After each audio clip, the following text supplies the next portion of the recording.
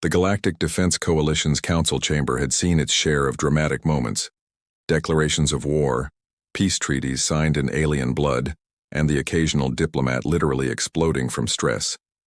But nothing quite like this. Captain Jake "Bulldog" Morrison sat in the defendant's chair, a piece of furniture clearly designed for someone with tentacles rather than legs. His combat boots were propped up on the crystalline table, and he was picking his teeth with what appeared to be a piece of Zephyrian armor plating.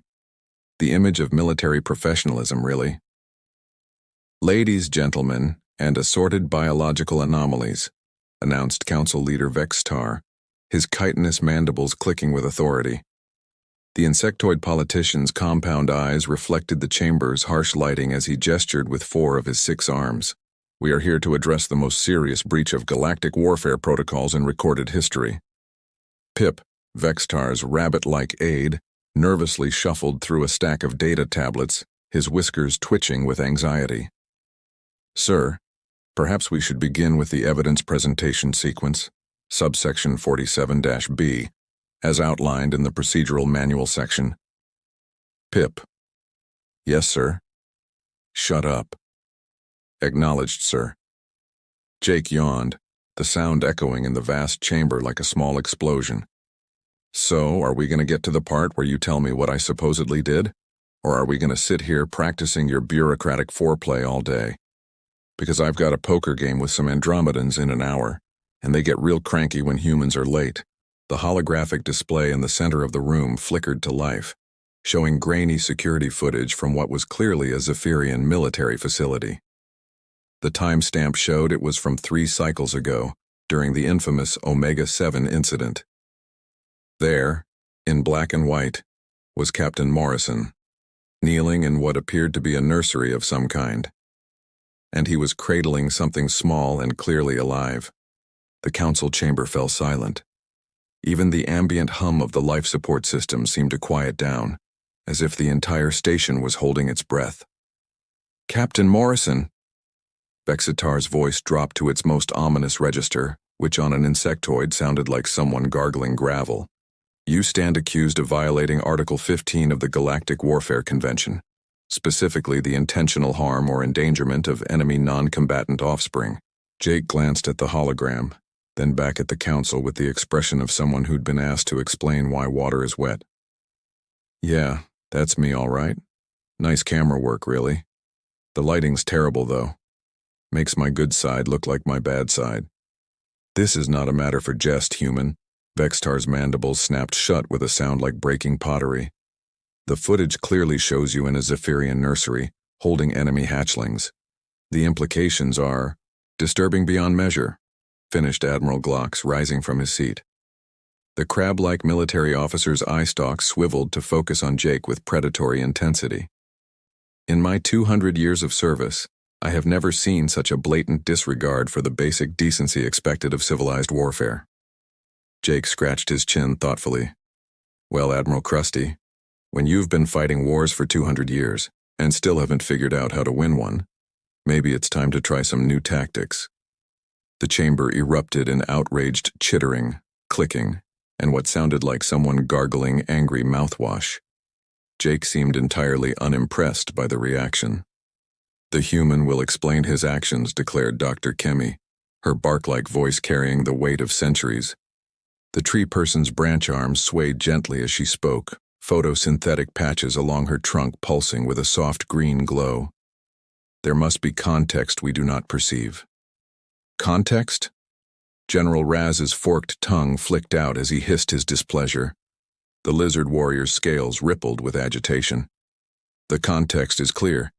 Humans cannot be trusted in civilized warfare. They break every rule, ignore every protocol, and now this." Jake finally lowered his feet from the table and leaned forward, his expression shifting from casual boredom to something that might have been interest. "You know what, Scales? You're absolutely right. We humans are terrible at following rules. It's one of our best features." The interrogation that followed was like watching a masterclass in how to frustrate an entire Galactic Council without technically breaking any rules, which, as Jake would have pointed out, was very human of him. Admiral Glox took the first swing, his eye stalks extending to their full length as he leaned across the table. "Captain Morrison, according to our intelligence, you and your unit breached Zephyrian Outpost Omega-7 at 0347 Galactic Standard Time. Your mission parameters were clear: disable communications, eliminate military assets, and withdraw. Instead, you deviated from protocol and entered a restricted section of the facility." "That's correct, Admiral Crabcakes." "It's Admiral Glocks." "Right, that's what I said. Crabcakes." Pip frantically scribbled notes while his ears twitched with barely contained panic. "Sir, should I record the defendant's intentional mispronunciation of names as contempt of court, or general disrespect, or perhaps under the subcategory of species-based mockery as outlined in—" "Pip," Vextar interrupted without looking away from Jake. "Yes, sir?" "Still shut up." "Acknowledged, sir." Dr. Kemi's photosynthetic patches dimmed slightly, a sign of deep thought among her species. "Captain Morrison, what did you find in this restricted section? Surely it was not merely a nursery that drew your attention away from your primary objectives." Jake grinned, and somehow that expression made every alien in the room deeply uncomfortable. It was the kind of grin that suggested someone was about to learn something they really didn't want to know.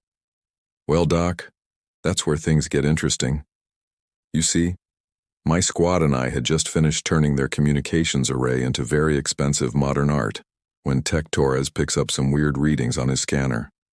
Biological signatures, but not like anything we'd seen before." General Raz slammed his scaly fist on the table, the sound echoing through the chamber like a gunshot. "Biological signatures, enemy reinforcements.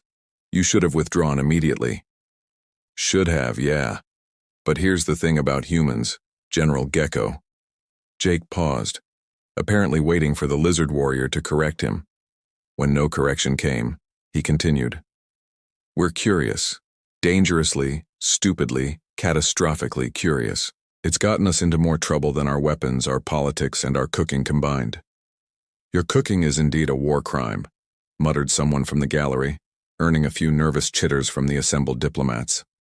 Admiral Glocks's eye stalks swiveled independently as he consulted his datapad. "The tactical analysis shows you had a clear path to extraction. Instead, you led your team deeper into enemy territory, into what our intelligence now confirms was a nursery facility. What possible military value could enemy hatchlings provide?" Jake's expression grew serious for just a moment, and the change was so subtle that most of the aliens missed it entirely. But Dr. Kemi noticed. Her bark creaked softly as she leaned forward, ancient wisdom recognizing something profound in the human's demeanor. "You know, Admiral, that's exactly what Boom Boom Betty asked me when I told her to set up a perimeter." "Cap," she said, "what are we doing playing peekaboo with lizard babies when we should be running for the extraction point?" "Good question, really. And what was your answer?" Dr. Kemi asked quietly. "I told her the same thing I'm going to tell you. Sometimes the right thing to do and the smart thing to do are two completely different things. And sometimes, if you're really lucky, they turn out to be the same thing after all." Vextar's mandibles clicked rhythmically, a sign of extreme agitation among his species. "Captain Morrison, you are being deliberately evasive. The evidence is clear. You were found cradling enemy offspring. In civilized warfare, there are protocols for handling non-combatants, procedures that—" "Yeah, about those protocols," Jake interrupted, his casual tone returning. "Quick question for the collective wisdom of this council. How many of you have actually been in a Zephyrian nursery before?" The silence that followed was deafening. "That's what I thought. So let me paint you a picture of what we found in that restricted section. But first, maybe someone should ask the right question." General Raz's tongue flicked out again, tasting the air for deception. "What question?" Jake's grin returned, wider than before. "Not what I was doing with those hatchlings. The question you should be asking is why those hatchlings were there in the first place." The chamber erupted again, but this time it wasn't outrage. It was confusion, curiosity, and the first stirrings of something that might have been understanding. Dr. Kemi's photosynthetic patches began to pulse in a pattern that indicated deep contemplation, while Admiral Glocks's eye stalks twisted in what could charitably be called perplexity. Only Vextar seemed unaffected by Jake's revelation. "Explain," he demanded, his compound eyes reflecting the chamber's light like 1,000 tiny mirrors. "Oh, I will," Jake said, settling back in his chair. "But first, I think everyone needs to understand exactly what kind of war we've been fighting. Picture this," Jake began, his voice taking on the cadence of someone who'd told this story before, probably to a bartender somewhere in the Outer Rim territories. 3 cycles ago, Zephyrian Outpost Omega-7, nasty little rock of a planet, strategically positioned to control 3 major shipping lanes. The kind of place you'd build a military installation if you wanted to make life difficult for everyone else in the sector. Pip's ears perked up as he scribbled frantically. "Sir, should I be recording this testimony for official transcription purposes, or would this be considered informal narrative under subsection?" "Pip." "Acknowledge, sir." Jake continued as if the interruption hadn't happened. "My team got the call at 200, standard smash and grab. Infiltrate, neutralize communications, gather intelligence, and get out before the Zephyrians could organize a response. Nothing we hadn't done a dozen times before." Admiral Glock's eye stalks focused intently on Jake. "Your team composition for this mission?" "Corporal Betty Boom Boom Rodriguez, our demolition specialist. Woman could blow up a grain of rice and leave the one next to it untouched. Sergeant Marcus Tech Torres, communications and electronic warfare. Could hack a Zephyrian battlecruiser with a pocket calculator and some creative cursing. And myself, providing tactical leadership and general mayhem." General Raz's scales rippled with what might have been grudging respect. 3 humans against a fortified Zephyrian position. Either brave or insane. Why not both? Jake shrugged. The insertion went smooth. We came in during the night cycle when their guard rotation changes. Tech disabled their perimeter sensors. Boom Boom placed charges on their communication array, and I provided overwatch. Textbook human military operation. Dr. Kemi's branches rustled softly. When did the mission parameters change? Right around the time Tech's scanner started picking up those biological signatures I mentioned. See, the thing about Zephyrian military installations is they're predictable. Barracks here, command center there, weapons storage in the basement, communications on the roof. But Omega-7 had something extra. Jake paused, and for the first time since entering the chamber, he seemed to choose his words carefully. The readings were coming from a section that shouldn't have existed. According to our intelligence, that part of the facility was supposed to be empty storage. But Tech's getting life signs, lots of them, and they were small. "Enemy reinforcements," Admiral Glock declared with certainty. "That's what I thought at first. Maybe they were using kids as soldiers. Wouldn't be the first time in this war. But the readings were wrong for Zephyrian adults, even young ones. Too small, wrong biological markers." Vextar's mandibles clicked impatiently. "So you decided to investigate rather than complete your mission." "I decided to gather intelligence rather than retreat blindly. There's a difference, though I don't expect the political class to understand it." The insult sailed right over Vextar's head, which wasn't surprising considering his species processed sarcasm about as well as they processed solid food. "What we found when we breached that section," Jake continued, "was not what any of us expected. It wasn't a barracks, wasn't a weapons cache, wasn't anything military at all. It was a nursery, but not the kind you're thinking of." Jake stood up and walked to the holographic display, pointing at the grainy image of himself kneeling among what appeared to be incubation units. Tech Torres ran a full-spectrum analysis on everything in that room. The atmospheric composition, the temperature regulation, the humidity controls, even the lighting spectrum. You know what he found? Dr. Kemi leaned forward, her photosynthetic patches pulsing with interest. "Tell us." The environmental controls weren't set for Zephyrian hatchlings, they weren't even close. Wrong temperature, wrong atmosphere, wrong everything. But they were perfect for something else. General Raz's tongue flicked out nervously. "What?" Jake turned back to face the council, and his expression was completely serious now. "That's when Boom Boom made a discovery that changed everything. She was checking the blast residue from our charges when she noticed something weird about the facility's construction. The nursery section had been added recently within the last few months, and it had been built in a hurry. Built for what purpose? Vexitar demanded. That's when I started putting the pieces together. A hastily constructed nursery, environmental controls set for non-Zephyrian biology, life signs that didn't match any known Zephyrian subspecies, and a facility that was supposed to be empty storage. Jake walked back to his chair but didn't sit down. Instead, he leaned against it casually, as if he were about to deliver a punchline rather than testimony that could reshape the galactic understanding of the war. The Zephyrians weren't raising their own children in that facility. They were holding someone else's. The chamber fell silent. Even Pip stopped scribbling. The question isn't why I was found cradling enemy hatchlings, Jake said quietly. The question is why the Zephyrians had prisoners that young in the first place. The silence in the council chamber stretched for what felt like an eternity. Finally, Dr. Kemi spoke, her voice carrying the weight of dawning comprehension. Prisoners of war. Children. Not just any children, Jake said, his casual demeanor completely gone now.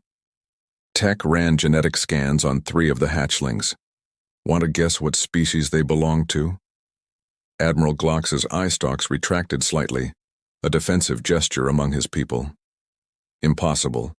The Zephyrians have never taken prisoners. Their military doctrine explicitly states. Their military doctrine is a load of recycled propaganda, Jake interrupted. Those hatchlings weren't Zephyrian.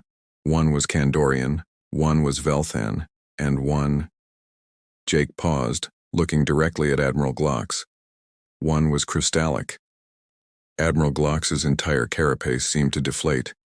Crystallic? But there are no crystallic settlements in that sector. The nearest colony is 3 systems away. Yeah, that's what I thought too.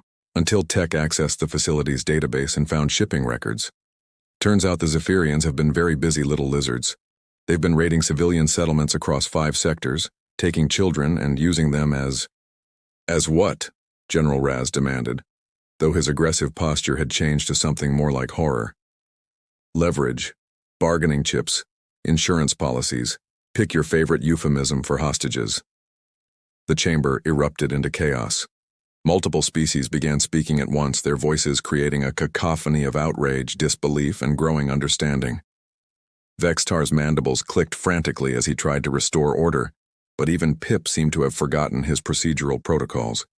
Order! Order! Vextar finally managed to make himself heard over the din. Captain Morrison, these are serious accusations. Do you have proof of these claims? Jake reached into his jacket and pulled out a small data crystal, which he tossed onto the crystalline table where it clinked like a coin. Tech Torres is very thorough. Full facility database download including personnel records, shipping manifests, and communication logs. Everything you need to verify that the Zephyrians have been conducting what I believe the civilized galaxy calls crimes against sentience for the better part of 2 years. Dr. Kemi extended a branch toward the data crystal, then stopped. The hatchlings you were found with, were they alive? Yeah.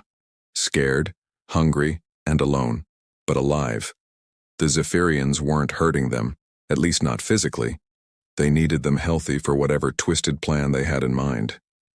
Admiral Glox processed this information with the mechanical precision of a military mind.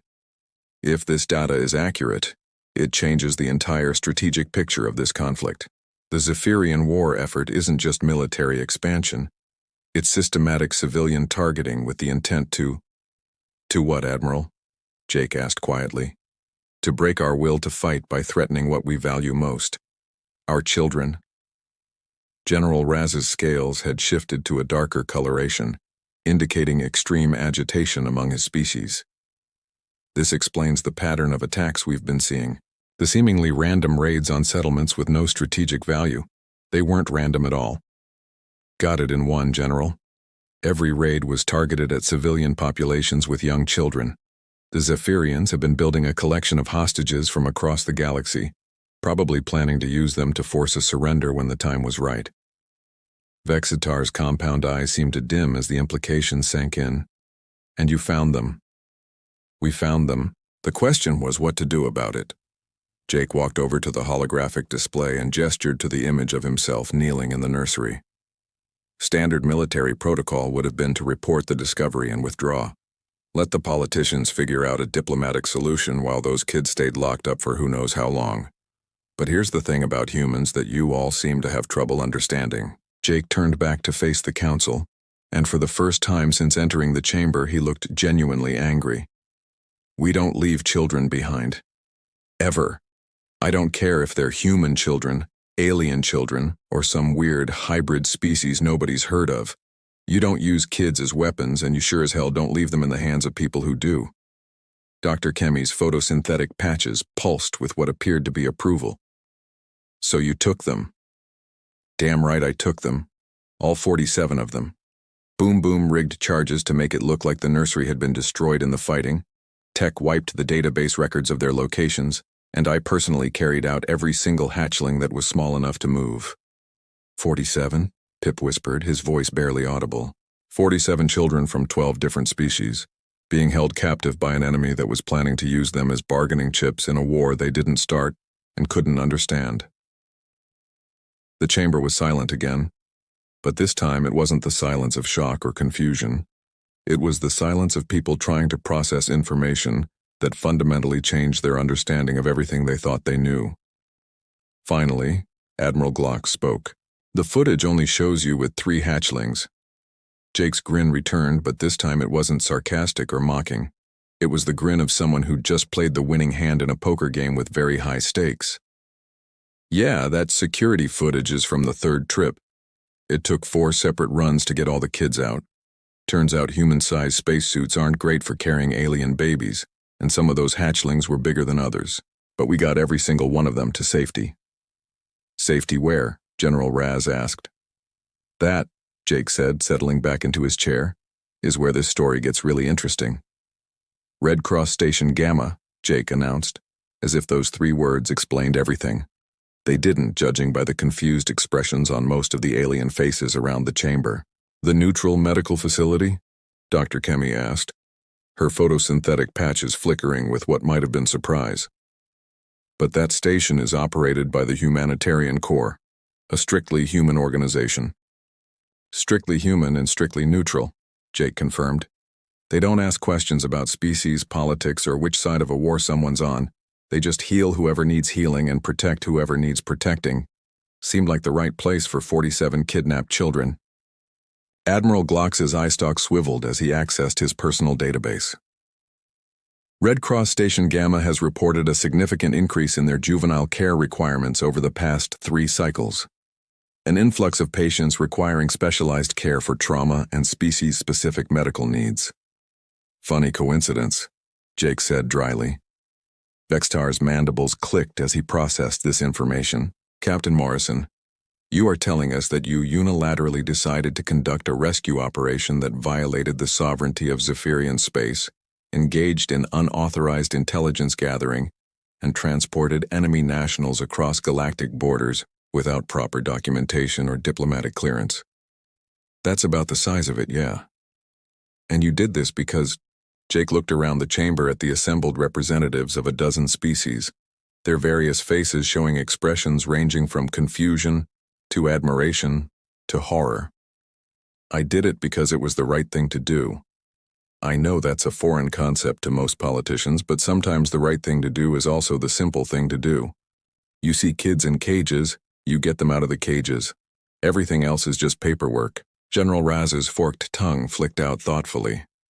The military implications of your actions extend beyond the immediate rescue, Captain. If the Zephyrians were indeed collecting hostages for strategic purposes, your intervention has likely disrupted a significant portion of their war planning. Tech Torres thought the same thing. That database he downloaded had some interesting strategic documents. Turns out the Zephyrians were planning what they called Operation Final Nest. A coordinated series of attacks on major population centers, followed by a galaxy-wide broadcast showing all their little hostages and demanding complete surrender.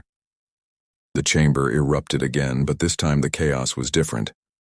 Instead of outrage directed at Jake, it was outrage directed at the implications of what he'd discovered. A galactic genocide threat, Dr. Kemi said quietly, her voice somehow cutting through the noise. Using children as the ultimate weapon. Makes you appreciate good old-fashioned military conquest, doesn't it? Jake said. At least when someone shoots at you, you can shoot back. Hard to fight an enemy that's threatening to hurt kids if you don't surrender. Admiral Glocks was furiously accessing data files, his eye stalks moving independently as he cross-referenced information. Captain, if this intelligence is accurate, your actions may have prevented the most catastrophic strategic defeat in galactic history. Maybe. Or maybe the Zephyrians have backup plans. Evil masterminds usually do. But at least 47 kids are safe, and the galaxy knows what kind of enemy we're really fighting. Vexter seemed to struggle with conflicting emotions, his compound eyes reflecting the chamber's light in complex patterns. The legal implications of your actions remain serious, Captain Morrison. You violated multiple interstellar treaties, engaged in unauthorized military operations, and conducted intelligence gathering without proper authorization. Yep. You show no remorse for these violations of galactic law. Nope, and you would do it again under similar circumstances. Jake grinned. In a heartbeat. Dr. Kemi's branches rustled with what might have been laughter. Captain Morrison, your actions have created a diplomatic crisis that will require months to resolve. The legal precedents alone will keep our courts busy for years. The political ramifications could reshape the entire balance of power in this sector. Sounds like a job for people way above my pay grade. And yet, Dr. Kemi continued, you have also provided evidence of war crimes that change the fundamental nature of this conflict. You have rescued civilians who would otherwise remain in enemy captivity. And you have demonstrated a moral clarity that puts our political maneuvering to shame. General Raz's scales had shifted to a lighter coloration, indicating a calmer emotional state. The warrior's code of my people includes a concept that translates roughly as honor above protocol. It means that sometimes the right action is more important than the lawful action. My species has a similar concept, added Admiral Glocks, though we phrase it as duty to life above duty to law. Jake looked around the chamber with surprise. Well, that's not what I expected to hear from this crowd. What did you expect? Asked Dr. Kemi. Honestly, I figured you'd court-martial me, throw me in prison, and use me as a scapegoat to avoid dealing with the real problem. Politicians aren't exactly known for their moral courage. Vextar's mandibles stopped clicking, and for the first time since the hearing began, he seemed to consider his words carefully. Captain Morrison, you present us with a dilemma. Your actions were illegal, but they were also necessary. They were unauthorized, but they were also effective. They violated protocol, but they upheld principles that transcend any individual law or regulation. So what's the verdict? That, said Vextar, depends on whether this council chooses to be remembered as the body that punished a hero for doing what none of us had the courage to do. The vote, when it came, was unlike anything in the recorded history of the Galactic Defense Coalition. Vextar stood slowly, his 6 arms moving in a complex pattern that indicated formal pronouncement among his species. The Council has deliberated on the actions of Captain Jake Morrison, human, in the matter of the Zephyrian Outpost Omega-7 incident. Jake remained slouched in his chair, apparently more interested in examining his fingernails than in hearing his fate decided by a room full of aliens. By a vote of 11-1, with 2 abstentions, this council finds that Captain Morrison's actions, while technically in violation of multiple galactic statutes, were morally justified under the doctrine of humanitarian intervention. Furthermore, his intelligence gathering has provided evidence of systematic war crimes that justify immediate military action against Zephyrian forces.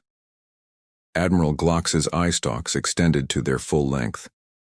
The military recommendation is immediate promotion to the rank of Major, with commendation for exceptional service under combat conditions. The Diplomatic Corps recommends formal recognition as a protector of civilian populations, with all associated honors and privileges, added Dr. Kemi. General Raz's tongue flicked out in what might have been approval. The warrior guilds of 17 systems have already begun composing songs about the human who carried 47 children to safety. Your name will be remembered long after this war is over. Jake finally looked up from his fingernails. That's nice and all, but I've got a question. Speak freely, Major Morrison, Vextar said. What about the one vote against? Someone in this room thinks I should be locked up for saving kids. I'm curious who. The chamber fell silent. Various alien faces turned to look at each other, trying to identify the dissenting voter. Pip raised a trembling paw. Sir, that would have been me, sir. Jake raised an eyebrow. The bunny rabbit thinks I'm a war criminal? Not exactly, sir.